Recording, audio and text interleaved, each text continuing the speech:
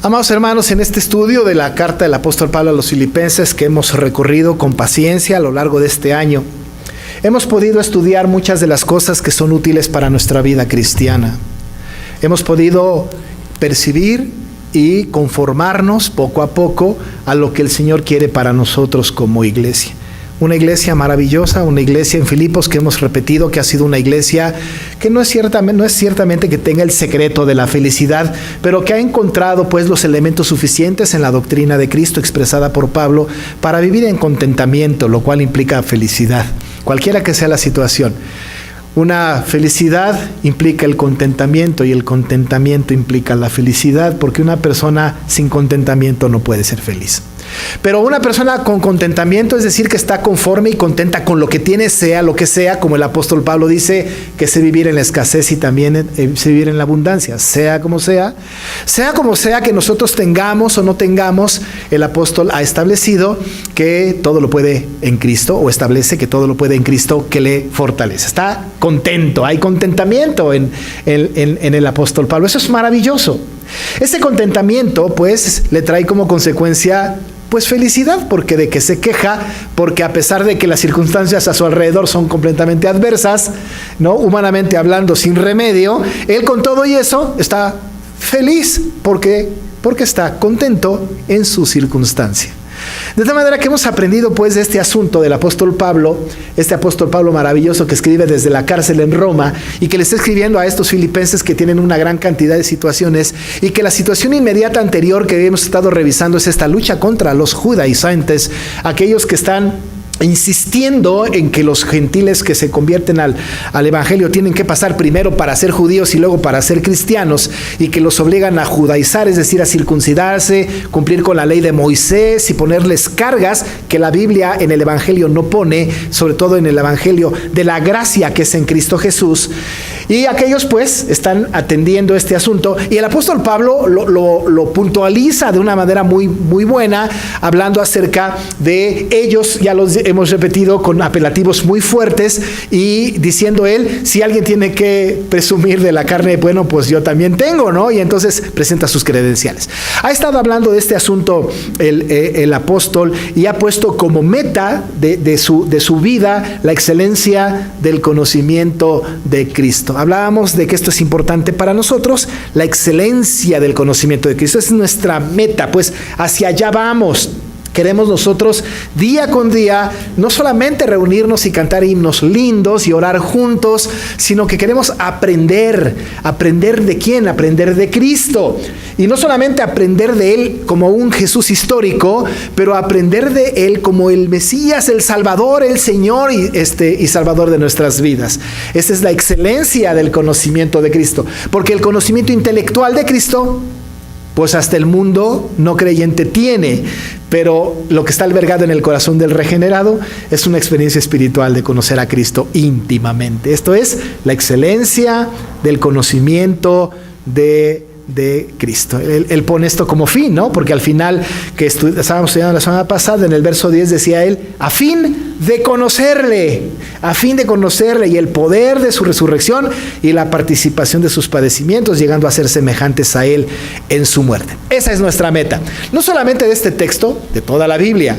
Nuestra intención es llegar a conocer íntimamente a Cristo. Esa es nuestra meta. La excelencia del conocimiento de Cristo.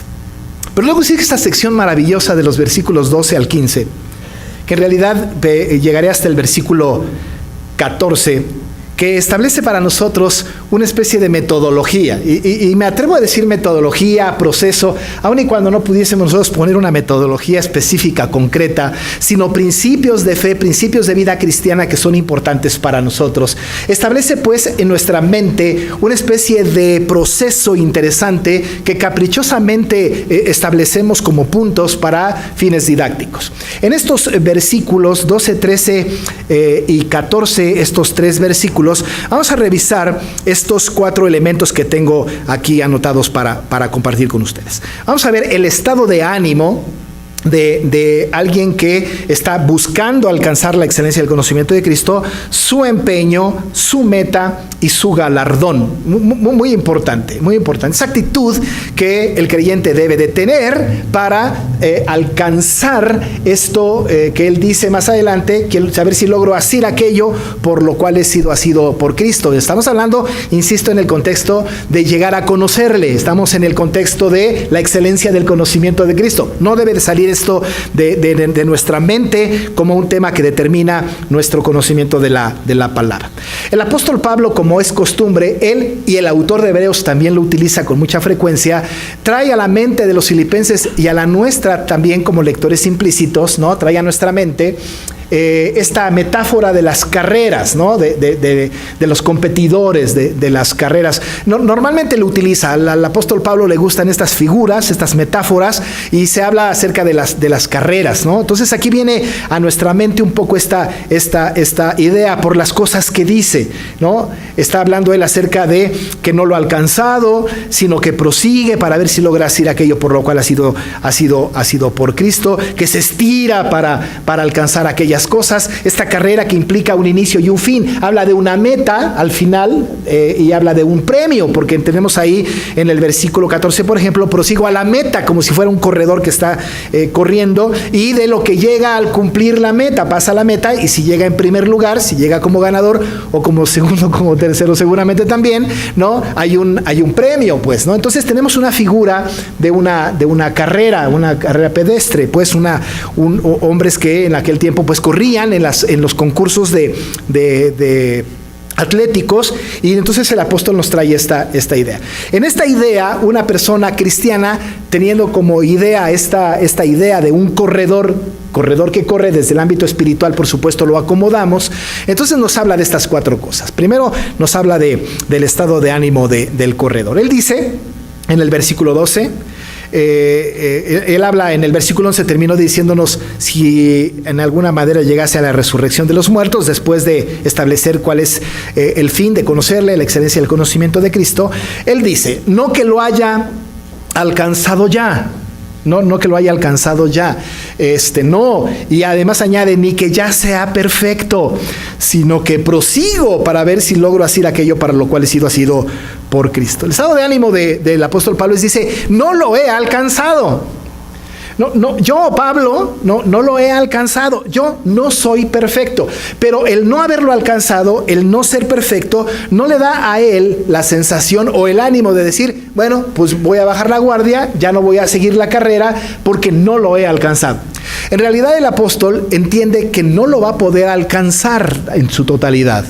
Aun y cuando él sabe, él conoce que fue escogido antes de la fundación del mundo, él sabe que tiene la salvación prometida por Cristo, él entiende que ha sido justificado por gracia, él sabe que está en el proceso de la santificación y que tiene como corona la vida eterna, conoce toda esta doctrina, sabe cuál es su destino final. Sin embargo, él dice, todavía no lo he alcanzado. Una elección que él entiende, una condición de salvación que él entiende, también entiende que hay una responsabilidad humana en el tema de la salvación. No puede ser de otra manera. Una persona que ha pensado que a través de sus conductas o a través de solamente su fe ejercida ya está completo en Cristo, está equivocado. No puede haber salvación sin acción. Y conste que no estoy hablando de la salvación por las obras, sino estoy hablando que cuando el Señor nos ha salvado, entonces hay algo que tenemos que hacer. Una vez que el Señor ha regenerado nuestro corazón, ¿no es cierto? Nosotros corremos, aceptamos, recibimos, abrazamos a Cristo cuando somos regenerados, y hay una vida completa, una carrera completa que empezamos. El apóstol dice, yo no lo he alcanzado y no me bajo y no me salgo de la carrera, no lo he alcanzado y no me hago a un lado. No me hago a un lado. Él dice, no que lo haya alcanzado ya y ni que yo sea perfecto. Es decir, mi estado de ánimo es, sigo adelante. Es, aquí estoy. ¿Y cómo lo sabemos? Porque el apóstol dice, sino que prosigo. No lo he alcanzado, no soy perfecto, pero prosigo. Y en alguna ocasión predicando, hace un par de años quizá aquí, decía yo que proseguir es estar a favor de seguir. Es como ahora este prefijo, ¿no?, que hay en diferentes organizaciones, pro vida, ¿no? Por ejemplo, no estoy a favor de la vida, ¿no? Podemos ponerles pro a todo, ¿no es cierto? Podemos ponerle pro iglesia, campaña pro iglesia, ¿no? Estamos a favor de la iglesia. Este pro, pues, tiene que ver con estar a favor de él. Él dice, yo estoy a favor de seguir. Pues no lo he alcanzado, no soy perfecto, pero prosigo, dice el apóstol, prosigo, estoy con mi actitud, con mi ánimo de seguir adelante. El ánimo del apóstol Pablo no cae. Y uno se pregunta, ¿por qué no cae? ¿Qué no se dará cuenta el apóstol Pablo de su situación particular? ¿No se da cuenta que está preso en Roma? ¿No se da cuenta de que él no sabe nada del futuro en este momento? Pero es posible que él esté esperando quizá una sentencia de muerte para él, aun cuando tiene esperanza de salir y ver a su iglesia amada. ¿Qué no se dará cuenta de que él ya no tiene la misma situación que tenía antes y que está siendo perseguido, quizá para asesinarlo? Él no se da cuenta de esta situación. Con todo y eso dice, prosigo, ¿hacia dónde? ¿Cómo? ¿De qué manera? Pero el apóstol dice, mi estado de ánimo es este, yo prosigo. Pero ¿sobre qué va a proseguir? ¿Está en favor de seguir qué? Dice el apóstol, por ver, y no porque lo tenga seguro como quedó claro, por ver si logro hacer aquello, para lo cual fui también nacido por Cristo. Dice el apóstol, por ver si logro hacer aquello, por lo cual fui también nacido por Cristo. El Señor lo llamó. Un día, camino a Damasco, usted conoce la historia, el Señor lo llamó y le dio una tarea. La tarea del apóstol Pablo era predicar a los gentiles, pero también tenía que predicar a los reyes y a los príncipes. La tarea del apóstol Pablo era recorrer las zonas en donde Cristo no era conocido y predicar el evangelio y traer gente a los pies de Cristo. La tarea del apóstol Pablo era tan incansable que la única cosa que le podía detener era la muerte, porque para él el vivir era Cristo a partir de ahí y el morir era ganancia. No había otra manera que el apóstol pudiese encontrar para detener su carrera que no fuera el fin de su existencia, es decir, que su vida misma estuviera en juego. Pero le había dado el Señor una tarea, y esa tarea tenía que ver pues con su propia vida de santidad, claro, en primer lugar, pero otra tarea que tenía él era de ir y predicar ese evangelio que había sido recibido desde Damasco y que había sido llamado para que él predicara y promoviera el evangelio, en el cual él se desgastó y él anhelaba, incluso decía, yo quisiera ser anatema por amor a mi pueblo.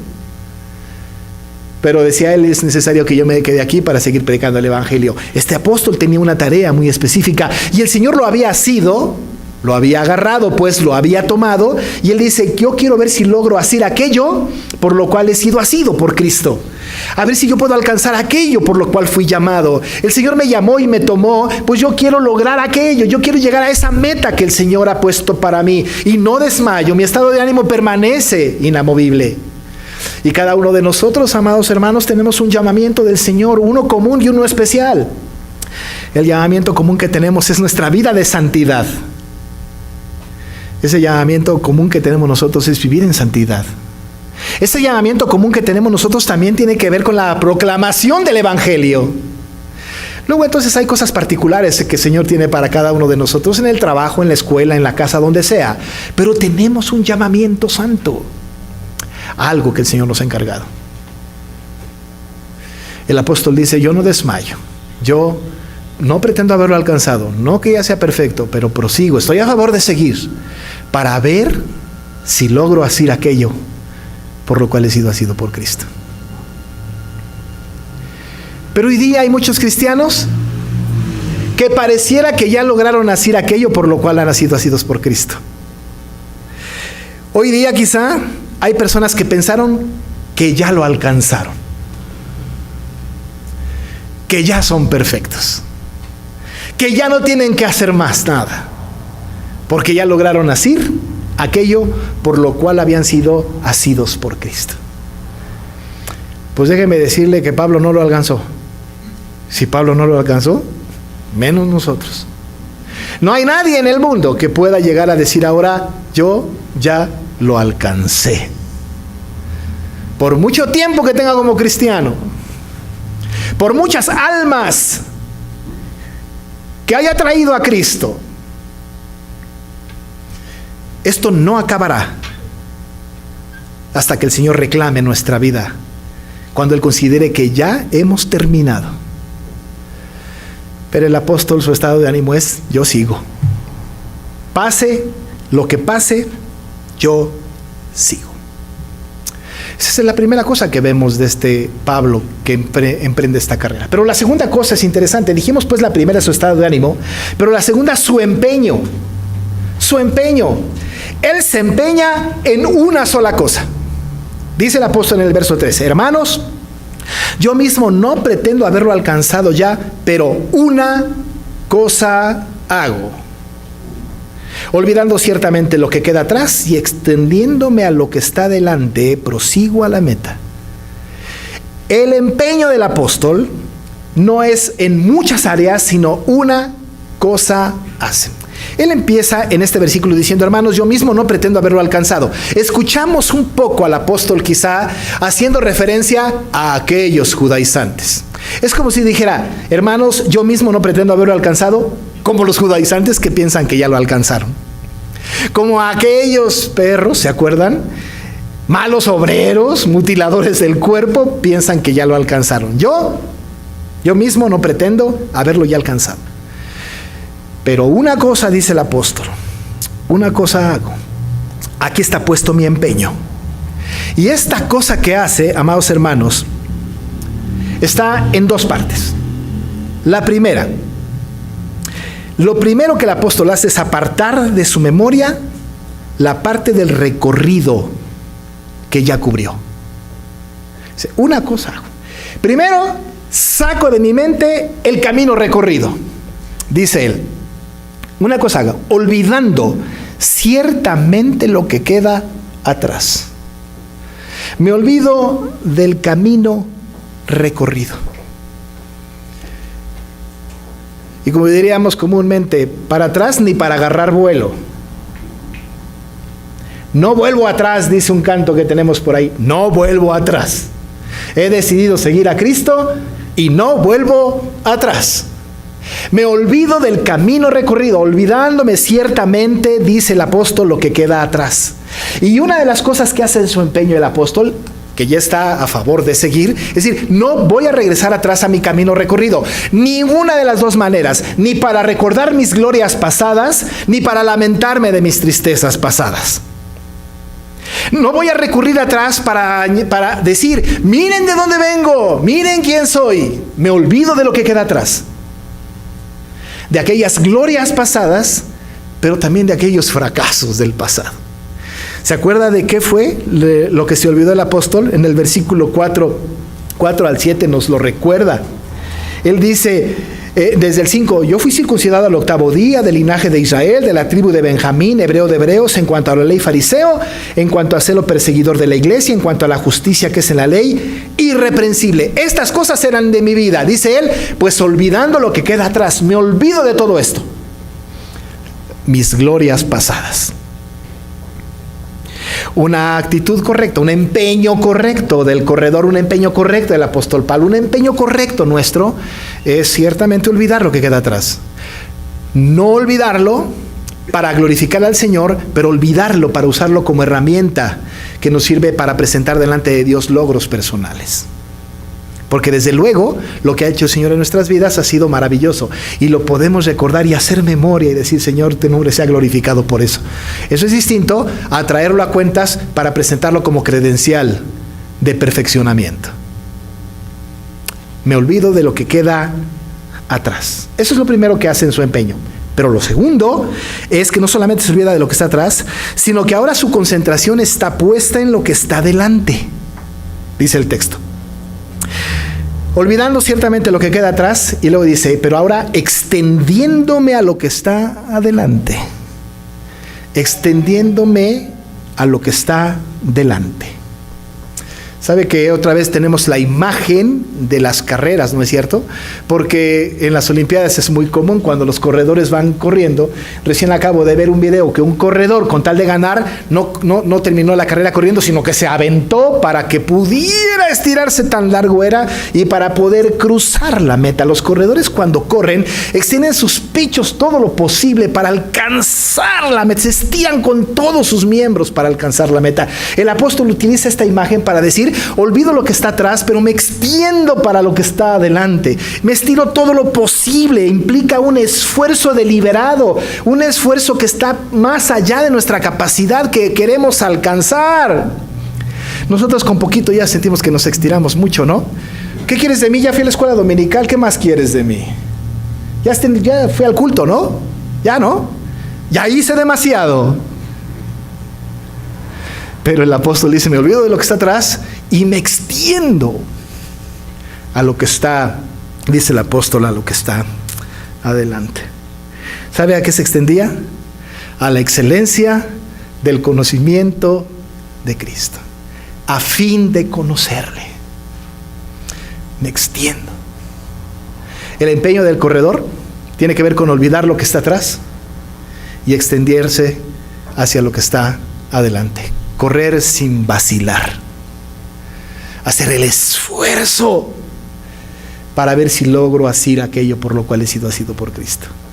Estirarme cuán largo soy, con una actitud correcta en la vida espiritual de nosotros como creyentes. Y lamentablemente, la vida cristiana de nuestro tiempo posmoderno hace que nos estiremos por cualquier otra cosa vana, eventual, pues efímera. Es asombroso cómo nos estiramos para terminar la carrera profesional. Es asombroso cómo nos estiramos y cómo nos esforzamos para lograr comprar la casa que tanto anhelamos. Es increíblemente emocionante estirarnos para un montón de cosas en nuestra vida, que contrastado con nuestro esfuerzo para la excelencia del conocimiento de Cristo, no es tan significativo. Pero Él dice: me olvido de lo que está atrás y me extiendo a lo que está adelante, a fin de conocerle, para llegar a la excelencia del conocimiento de Cristo. Pero ya vimos pues la actitud y ya vimos también este empeño. Pero lo tercero es la meta. Dice el texto, versículo 14: prosigo a la meta. Luego añade el supremo, al premio del supremo llamamiento de Dios en Cristo Jesús. Una cosa es la meta, otra cosa es el supremo, el premio del supremo llamamiento. Porque la meta, pues es un lugar físico al que todo mundo va a llegar. Es la misma para el primer lugar que para el último. Es la misma. Si ven ustedes un maratón, esos que se corren por 40 kilómetros o no sé qué, ¿no es cierto? A veces la diferencia entre el primer lugar y el último es abismal, pero es la misma meta. La diferencia es que uno tiene el premio y el otro, pues solamente la satisfacción de haber corrido la carrera. La meta es igual para todos. Incluso en la vida espiritual la meta es igual para todos, ¿no es cierto? Porque al fin y al cabo, todos llegaremos a la misma situación del tribunal de Cristo. Así que la meta es común. Sin embargo, aquí en el texto es muy importante notar el significado de la palabra en el original de meta. Porque cada palabra en el idioma original tiene un significado que alcanza nuestra educación cristiana. La palabra meta en el idioma original es una palabra griega que tiene que ver con skopos o scopio. Scopo o scopio. De ahí la palabra, por ejemplo, telescopio. De ahí, por ejemplo, la palabra microscopio. Y otras palabras que terminan en copo o copios. Esta palabra, scopo, tiene que ver con observar, con mirar. Pero tiene que ver con un mirar fijamente. Este scopos es muy importante porque entonces tiene que ver con dónde estoy poniendo mi mirada y estoy observando con fijamente, sin quitar la mirada encima. De tal manera que si mi meta es pequeña, pues utilizo un microscopio. Pues nada más veo algo muy pequeño. Ahora que si mi meta es muy grande y muy larga, entonces lo que utilizo es un telescopio. Entonces quiero ver muy lejos. El escopo pues es muy interesante porque tiene que ver con observar fijamente. Meta es pues scopo o scopio. El apóstol está diciendo: prosigo a la meta. Esto implica que no es una meta que esté fuera de mi visión. No es una meta que esté fuera de mi ambiente. Es una meta a la cual he puesto mis ojos fijamente y no los quito de ahí. Es que cuando yo estoy con el arco y la flecha, estoy viendo no la flecha. No me interesa la flecha. El tirador lo que ve es justamente el blanco, la meta. Y ahí apunta su flecha. Pero el arquero no ve su arco y dice: ¡ay, qué bonito arco tengo! O qué afilada está mi flecha. No. Lo que el arquero ve es la meta. ¿Y qué cree? No quita su mirada de la meta. No la quita. El corredor de 100 metros no ve sus pies que van corriendo, ni el auditorio que está gritando, ni sus competidores que van a su lado. El corredor lo que está viendo al final y lo que le hace moverse es la meta. Es su escopo, su meta. Y no quita la mirada de ahí. Proseguir a la meta es no quitar la mirada de Cristo. La quito y fracaso. La quito y mi carrera es completamente diferente. Hoy día, la mirada de muchas personas, incluyendo cristianos, están en el liberalismo moderno, están en el posmodernismo, están en el ecumenismo, están en el humanismo, están en un montón de cosas que han desviado la mirada del creyente y se han olvidado de que su meta es Cristo Jesús. El apóstol dice: yo no voy a poner mi mirada en otra cosa, yo prosigo a la meta y mis ojos están puestos en Cristo. Como Pedro, que cuando miraba a Jesús en el mar, en esa tempestad, ¿se acuerdan? No quitó la mirada del Señor. Nos cuenta el evangelista Mateo, en el capítulo 14, versículo 28 al 31, que cuando vino la tempestad, dice el texto, entonces le respondió Pedro cuando vino el Señor Jesús caminando en el mar, y le dijo: Señor, si eres tú, manda que yo vaya a ti sobre las aguas. Él dijo: ven. Y descendiendo Pedro de la barca, andaba sobre las aguas para ir a Jesús. Pero al ver el fuerte viento tuvo miedo, y comenzando a hundirse dio voces diciendo: Señor, sálvame. Al momento Jesús extendió la mano, asió de él y le dijo: hombre de poca fe, ¿por qué dudaste? ¿Sabe qué pasó? Venía Jesús caminando en el mar, en esa gran tempestad. Lo vieron los apóstoles y Pedro estaba ahí. Le dijo: Señor, si eres tú, manda que yo vaya contigo. ¿Sabe qué pasó con Pedro? Sacó un pie de la barca y lo puso en el mar. Pero no vio su pie ni vio el mar. Lo que estaba en la mirada de Pedro era Cristo. Y sin quitar la mirada de su Señor, sacó el otro pie de la barca y lo puso. Ni cuenta se dio que estaba por lo sobrenatural. Y dio otro paso, y quizá otro más. Mientras estuvo mirando y mientras tuvo en su vista a Cristo, anduvo por lo sobrenatural. Pero solamente fue cosa de escuchar un tronido, de ver el mar, de entender que la situación no era lógica. Dice la palabra: vio la tempestad, quitó la mirada de Jesús, vio la tempestad y se hundió. Y se hundió, porque dejó de mirar a Cristo. El apóstol dice: yo prosigo a la meta, no quito mi mirada de Cristo. Scopo, mi observación, todo yo está mirando a Cristo. Dejo de mirarlo a Él, me hundo. Y me hundo feo. Claro que la maravillosa palabra dice que cuando Pedro clamó: Señor, sálvame, el Señor lo sacó de ahí, como a nosotros lo ha hecho. Como lo ha hecho con nosotros. Pero miro a Cristo. Su mirada estaba en Cristo. Esa es la meta para él. Su mirada en Cristo. Pero no que lo haya alcanzado ya ni que sea perfecto, sino proseguía, iba a seguir corriendo. Aun y cuando tenía a Cristo enfrente, tu mirada estaba puesta en Él, no lo había alcanzado. Y seguía. Y tenemos por último entonces el galardón. ¿Para qué seguía el apóstol? El apóstol seguía para el premio del supremo llamamiento de Dios en Cristo Jesús. Para el premio del supremo llamamiento de Dios en Cristo Jesús. Por eso pongo mi mirada en Cristo.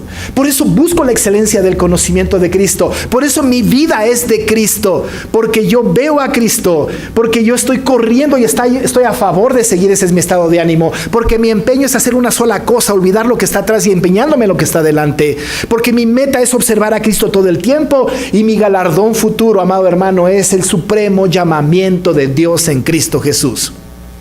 Déjame decirle que ese llamamiento ya lo tenemos en parte, porque cuando el Señor me llamó eficazmente por medio de su gracia irresistible y me trajo a sus pies, y yo corrí a Cristo, ya fui llamado por Él, y tengo la esperanza de la vida eterna, y sé que si me muero ahorita me voy al cielo con el Señor. Ese llamamiento ya lo tengo, pero hay un supremo llamamiento, amado hermano. El supremo llamamiento es la vida venidera. Es cuando yo me muera y me vaya a la presencia del Señor. Ese llamamiento ya lo tengo. Pero un día el Señor va a venir y yo voy a ser llamado por Él.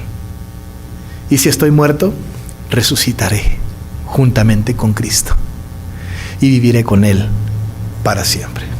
El supremo llamamiento de Dios solamente se puede a través de Cristo Jesús, porque es el supremo llamamiento de Dios en Cristo Jesús, en quien no debo quitar mi mirada. Amados hermanos, tengo dos noticias para ustedes.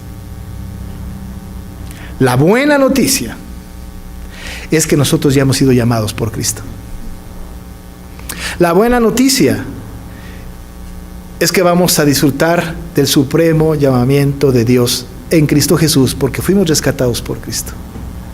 La mala noticia es que si alguien no tiene ese llamamiento santo y quita su mirada de Cristo, no tendrá ese supremo llamamiento de Dios que es en Cristo Jesús. Si nuestra mirada no está puesta en Cristo, está puesta en cualquier otra cosa, es posible que nunca hayamos sido llamados por Cristo. El verdadero cristiano, amado hermano, es el que no quita su mirada de Jesús. Porque todos nosotros hemos aprendido a lo largo de este mes que lo que nos interesa es conocerle y llegar a la excelencia del conocimiento de Cristo. Y eso no se logra una vez a la semana, una hora, de 11:45 a 1:30. Tiene más implicaciones. Corramos juntos con el empeño de un creyente. Miremos a Jesús para llegar al supremo llamamiento de Dios que es en Cristo Jesús. Oramos. Amoroso Señor, Pablo nos enseña a través de tu palabra. Pablo, inspirado por el Espíritu Santo, nos enseña esta actitud maravillosa, Señor, que a pesar de las circunstancias, nosotros juntamente con Él decimos: prosigo, adelante, para ver si logro hacer aquello por lo cual he sido por Cristo. Queremos darte buenas cuentas, Señor. Y este empeño, Padre, del apóstol Pablo, lo queremos tener nosotros. Una cosa hago, olvidándome ciertamente de lo que queda atrás y extendiéndome hasta lo que está delante. Ayúdanos, Señor, para que podamos ver a Cristo siempre enfrente y estirarnos, Padre, para llegar a la excelencia de su conocimiento. Teniendo como meta, es decir, como un objetivo del cual no quitamos nuestra mirada, a Cristo. Prosigo a la meta, porque la veo todo el tiempo, para que al final, Señor, tengamos este galardón precioso, el supremo llamamiento de Dios, que es en Cristo Jesús. Confórmanos, Señor, a este carácter. Dirige nuestras vidas, habla al corazón, sacude nuestras conciencias y muévenos para que seamos una iglesia anhelante para llegar a la excelencia del conocimiento de Cristo. Alabado y glorificado seas por tu palabra en el nombre de Jesús. Amén.